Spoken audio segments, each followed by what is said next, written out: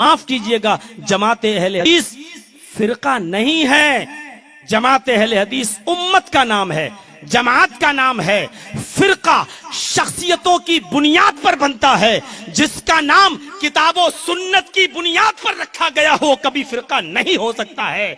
फिरका बुजुर्गों की शख्सियतों की नाम पर रखे जाते हैं। हम अबू हनीफा के नाम पर हनफी फिरका बना सकते हैं, इमाम शाफई के नाम पर हम शाफई फिरका बना सकते हैं। इसी तरीके से अहले हदीसों के दरमियान बहुत से बुजुर्ग आए। हम सनाउल्लाह को बड़ा बुजुर्ग मानते हैं, लेकिन सनाउल्लाह के नाम पर हमने कोई फिरका सनाइया नहीं बनाया। इब्ने तैमिया को हम बहुत बड़ा बुजुर्ग मानते हैं, हमारे दरमियान बहुत बड़े बुजुर्ग थे, लेकिन अहले हदीस ने कभी तैमी के नाम से कोई फिरका नहीं बनाया। इब्ने क़य्यिम हमारे दरमियान बड़े बुजुर्ग गुजरे हैं, लेकिन कभी हमने इब्ने क़य्यिम के दरमियान के नाम पर कोई फिरका नहीं बनाया। फिरके बुजुर्गों और शख्सियतों के नाम पर बनते हैं। हम तो उम्मत हैं।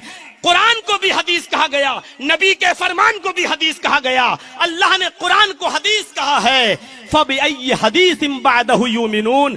लोगों, हमने जो हदीस उतारी है नी कुरान, इस हदीस के बाद तुम किस किताब पर ईमान लाओगे? अल्लाह ने कुरान को हदीस कहा है। अल्लाह के नबी ने अपने खुतबे में कहा है फइन्न खैरल हदीस किताबुल्लाह। सबसे बेहतरीन हदीस अल्लाह की किताब यानी कुरान है। कुरान भी हदीस है, नबी का फरमान भी हदीस है।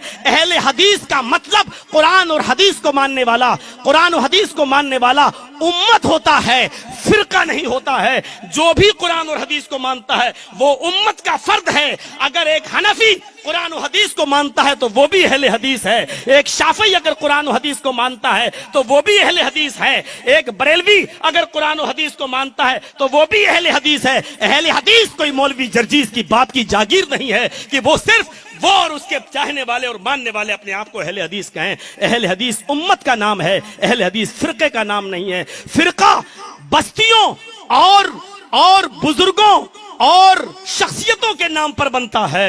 उम्मत किताब और सुन्नत की बुनियाद पर बनती है। अहले हदीस को कभी फिरका कहने की कोशिश न कीजिए मेरे भाइयों, बल्कि अहले हदीस बनने की कोशिश कीजिए। यानी शख्सियत परस्ती से निकलकर और जात बिरादरी से निकलकर, शहरियत से निकलकर, जिले से निकलकर हमें और आपको ये चाहिए कि किताब और सुन्नत की तरफ हम अपने आप को मंसूब करें।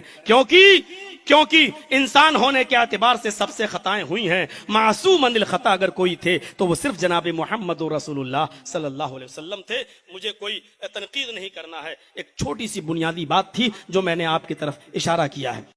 अल्लाह के दीन की दावत और लोगों तक पहुंचाने के लिए इस वीडियो को जरूर लाइक, शेयर, कमेंट और सब्सक्राइब करें।